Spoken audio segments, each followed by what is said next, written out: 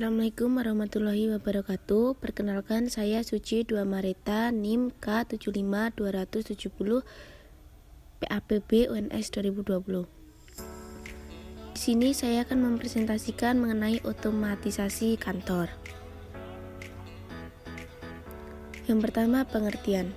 Otomatisasi kantor adalah penggunaan peralatan elektronik yang tujuannya untuk mempromosikan komunikasi formal dan informal, terutama pertukaran informasi antara personel internal dan eksternal perusahaan guna meningkatkan produktivitas. Orang yang berada dalam suatu kantor dapat menggunakan otomatisasi kantor untuk berkomunikasi dengan orang yang berada di kantor lain dalam suatu perusahaan, atau dengan orang lain dalam kantor di perusahaan lain. Pengguna otomatisasi kantor.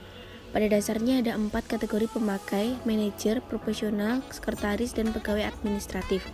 Manajer adalah orang yang bertanggung jawab mengelola sumber daya perusahaan, terutama SDM. Profesional tidak mengelola orang, tetapi menyumbangkan keahlian khususnya. Manajer dan profesional secara bersama dikenal sebagai pekerja terdidik.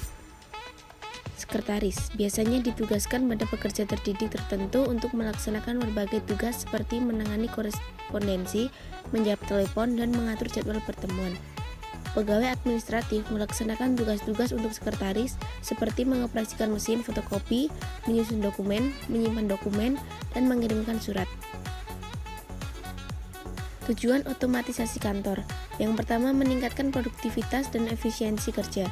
Yang kedua, menggabungkan dan menerapkan teknologi. Yang ketiga, perbarui proses pelaksanaan kerja kantor. Yang keempat, komunikasi akan lebih baik. Jenis aplikasi otomatisasi kantor. Yang pertama, pemrosesan kata atau word processing. Pemrosesan kata memberi manajer kemampuan untuk membuat komunikasi tertulis lebih efektif dibandingkan dengan anggota lain. Yang kedua, email. Email adalah penggunaan jaringan komputer yang memungkinkan pengguna untuk mengirim, menyimpan, dan menerima pesan menggunakan terminal komputer dan perangkat penyimpanan menggunakan jaringan komputer. Yang ketiga, kalender elektronik. Kalender ini menggunakan jaringan komputer untuk menyimpan dan menandai acara yang telah ditetapkan manajer. Yang keempat, konferensi komputer. Mengacu pada penggunaan jaringan komputer untuk memungkinkan orang bertukar informasi selama pertemuan. Yang keempat, transmisi faks. Merupakan perangkat khusus yang dapat mengirimkan gambar dokumen di satu ujung saluran komunikasi dan membuat salinan di ujung lainnya. Kemudian, pencitraan atau imaging. Imaging adalah tujuan pengenalan karakter optis yang bertujuan untuk mengubah beberapa kertas atau mikrofilm uang kertas menjadi format digital untuk disimpan di perangkat penyimpanan tambahan. Yang terakhir, desktop publishing adalah penggunaan perangkat komputer yang dapat menyiapkan hasil cetak dengan kualitas yang sangat mirip dengan huruf penata mesin. Contoh penerapan otomatisasi kantor. Yang pertama, mengirim surat menggunakan email. Yang kedua, mengetik surat menggunakan komputer. Dan yang terakhir, berinteraksi antar tim menggunakan aplikasi tertentu.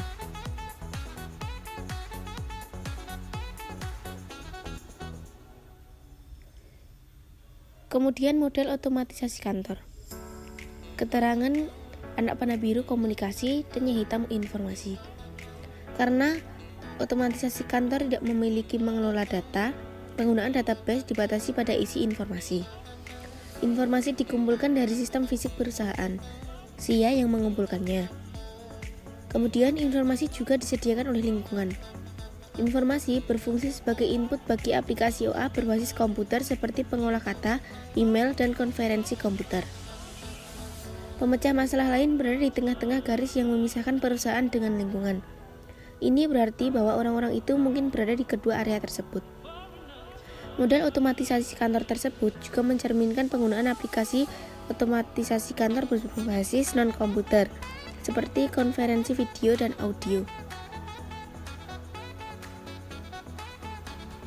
Kesimpulan, secara sederhana otomatisasi kantor adalah penggunaan sistem informasi yang dapat mendorong komunikasi formal maupun informal untuk meningkatkan produktivitas. Dengan perkembangan teknologi, era otomatisasi perkantoran untuk komputer menjadi sangat populer. Sekian presentasi dari saya. Terima kasih. Wassalamualaikum warahmatullahi wabarakatuh.